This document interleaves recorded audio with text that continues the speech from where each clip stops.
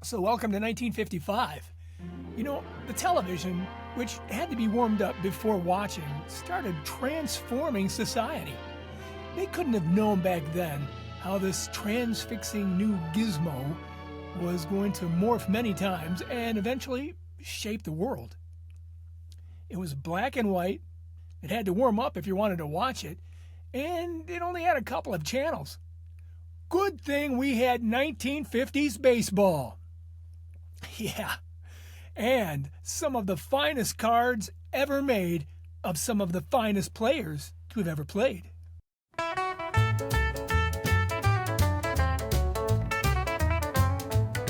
Those 10 years let us twist, they let us cruise.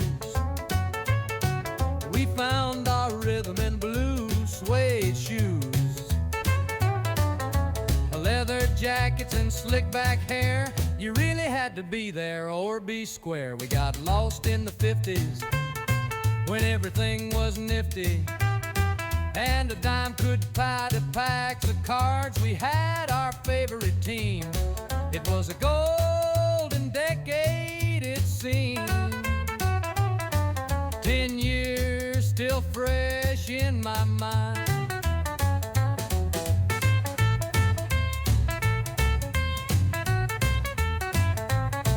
You know, 1955 saw some more violence, a lot of pain, and it was the year of the Montgomery bus boycott. In December of 1955, Rosa Parks refused to give her seat up on a bus in Montgomery, Alabama. There was a lot of racial strife at that time, a lot of it. This event was probably, it was probably the most notable for incidents that started the civil rights movement. 1955 was also the year when actor James Dean died in that horrible car crash. But it was also the year that saw the creation of a couple of American classic brands. It was the year that Disneyland opened the gates of the happiest place on earth. And McDonald's started serving up hamburgers and fries.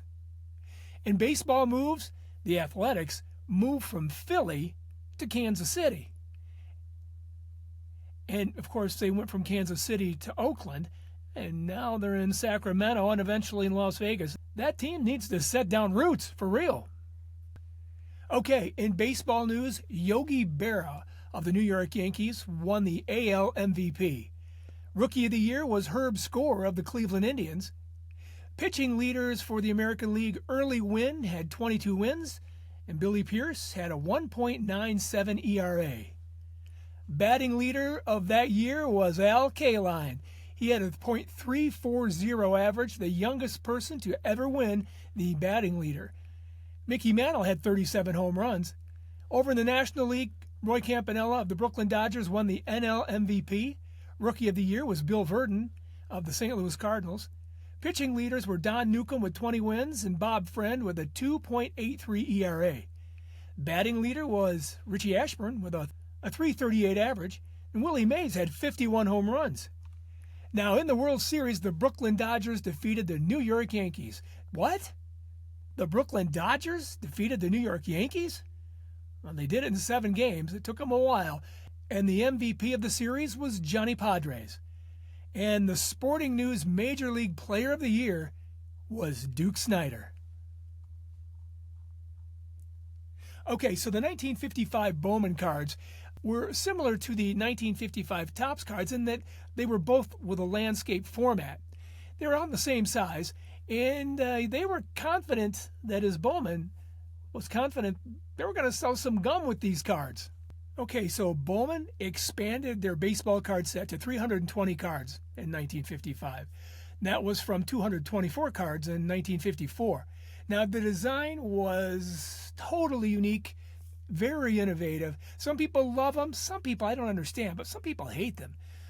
The front of the card was produced to look like a wood grain television set. And the cards were 2.5 inches by 3 3/4 inches and were inspired in part by the 1950 Drake's baseball card set. If you remember those, they look like this, which also used a television set to frame the players. Okay, now each card has a photograph surrounded by a TV set, and the names were in a white box in the picture below.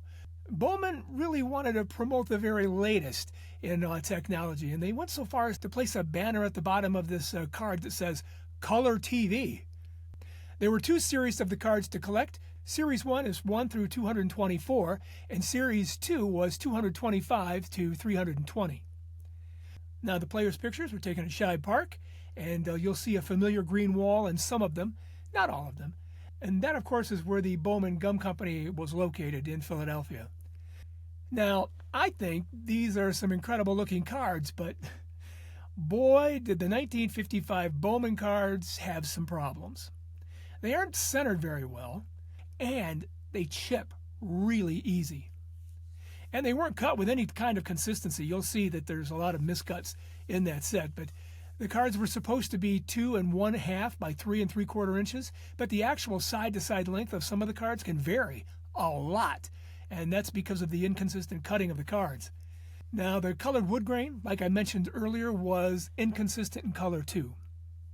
Cards numbered 1 through 64 have a more tan look to the wood grain, whereas numbers 65 through 320 have a darker wood grain. Now get this. There are only 7 Hall of Fame players in both the 1955 Bowman set and the 1955 Topps set. They are Hank Aaron, Ernie Banks, Yogi Berra, Al Kaline, Eddie Matthews, Phil Rizzuto, and Willie Mays. Now, contractual commitments gave Bowman exclusive rights to cards of Bob Feller and Whitey Ford in 1955. And just one rookie of note in the 1955 Bowman set, and that was Elston Howard. Topps, on the other hand, had overwhelmed Bowman by having the rights to produce the only cards issued in 1955 of Ted Williams and Jackie Robinson, also Warren Spahn and Duke Snider. Oh, and Stan Musial was not in either set. Another interesting feature with this set were the 31 umpire cards that were included in Series 2. So if you wanted to pick up a Ralph Kiner card while he was in a Cleveland Indians uniform, this is the only set to do so. It's card number 197. The only mainstream Mickey Mantle card that existed in 1955 was in this set. That's card number 202. And the Chicago Cubs outfielder Gene Baker appears on his card with a huge Band-Aid on his forehead. We'll take a look at that in a few. That's card number 7. Now, I wish I knew the story behind that card. That's got to be pretty good. Nobody told him to take the Band-Aid off, or they didn't shoot it in a way that they didn't see the Band-Aid. I don't know, but something was up there, and I wished I knew the story. There were some minor errors of Milt Bowling, Don Johnson, Harvey Keene, Ernie Johnson, Irv Palica, and Frank Bowling. They had problems with misspelled names and some of the biographies, and they were corrected in later print runs, but there's really no additional value to those cards. Other than the umpire cards, a few manager cards, and some coach cards, plus one card showing Bobby and Billy Chance together, every other card in this set is an individual player. There are no leader cards, no team cards, no checklists, no rookie cards, just single cards. And speaking of the umpire cards, they weren't real popular with the kids back in those days. They opened the pack, they went through, they tossed out the umpire cards, and that's made them a little rarer and more sought after now as collectors try to put those sets together. I think they're beautiful cards. I think they're very symbolic of a certain era that America has a love affair with. Now, this beautiful set was the final set for Bowman, so it was nice they went out with something really, really nice. And after these cards hit the market, Topps bought out Bowman, and that was it. That was all there was. Now, let's take a look at some of the cards I have here in my collection. We'll start with some of the big shooters, and we'll start with this one first. That's Mickey Mantle.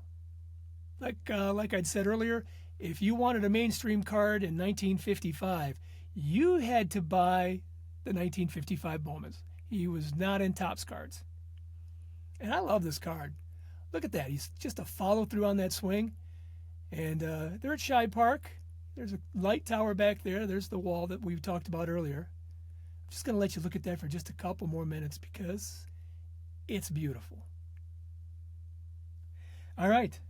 One equally as beautiful. Willie Mays.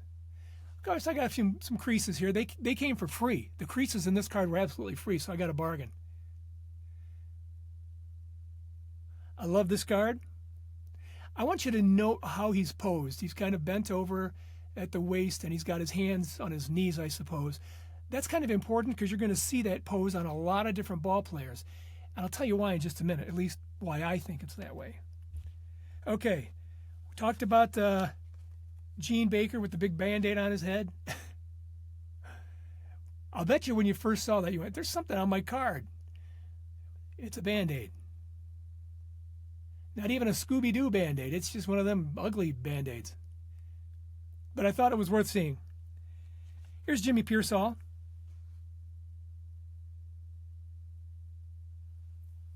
Now, this is the card I wanted to describe why that bent-over position with hands on knees is important. The makers of these Bowman cards really were kind of handcuffed by the landscape part of the card and the television screen on the inside.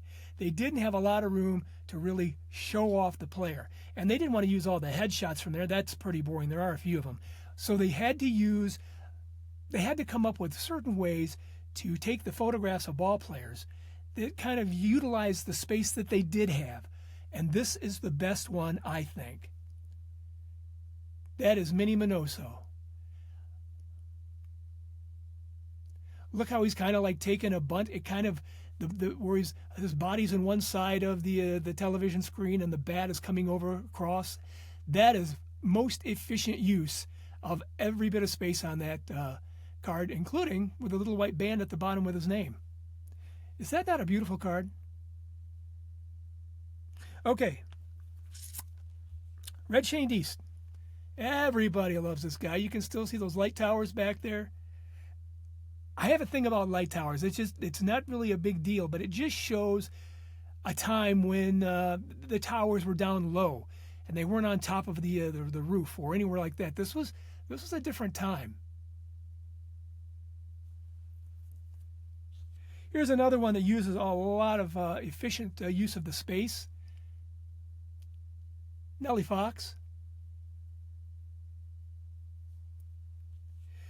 Here's another one. Again, I'm going to do two of these back to back just because I've always been enthralled with catchers. Again, efficient use of the space, and what a great pose. Clint Courtney. Andy Semenuk. That's fun, isn't it? Okay. Here's Johnny Padres. Went on to be the MVP of the World Series.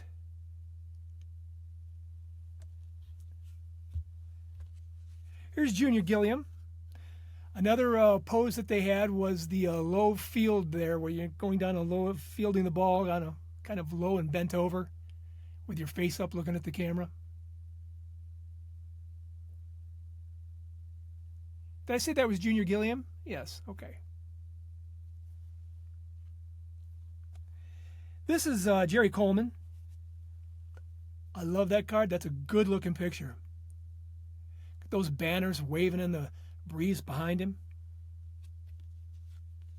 This next card I liked only because it showed a moment in time with the Pittsburgh Pirates that you didn't see a lot of it. If you look, you see a lot of it, but this might be the best rendition of the batting helmet. Vic Janowitz. I think that's really cool. All right. the NL batting leader for that year, 1955, Richie Ashburn. Here's Don Newcomb, had 20 wins that year.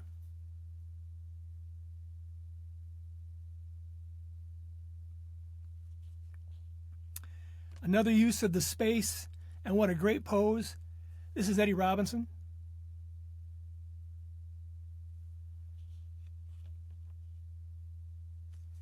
Here again is that bent over at the waist fielding a ball up close, Willie Jones.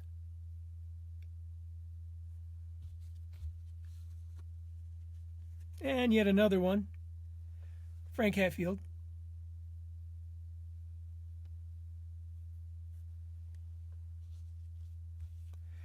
I like this card by Ned Garver. Again, it's that background. I really enjoy that background with those light towers and the green wall back there of Shibe Park. And of course, he's a Detroit Tiger. That doesn't hurt. Here's that card, Ralph Kiner of 197. This is the card where he appears as a Cleveland Indian. The only place you can get it, if you're a big Cleveland Indians fan, is right there in the 55 Bowmans. Here's a pretty cool card again. It's going to make use of that space that it has on the card. And this one I got autographed. It's George Kell. Of course, George was playing for Chicago at this point, not the Tigers. But I don't mind. George was a great player and one of the best announcers on TV I've ever seen, ever heard. He was wonderful. If you ever get a chance to hear some recordings, there's probably something there on YouTube here you can look up or listen to. George Kell was fabulous. Okay, here's Joe Adcock, slugger. Milwaukee Braves, Boston Braves, I guess.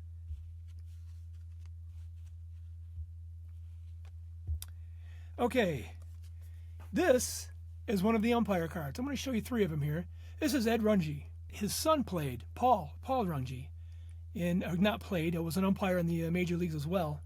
Now, he was on the crew for Don Larson's perfect game in the series. He made a comment. I'm going to paraphrase it because I can't remember it exactly.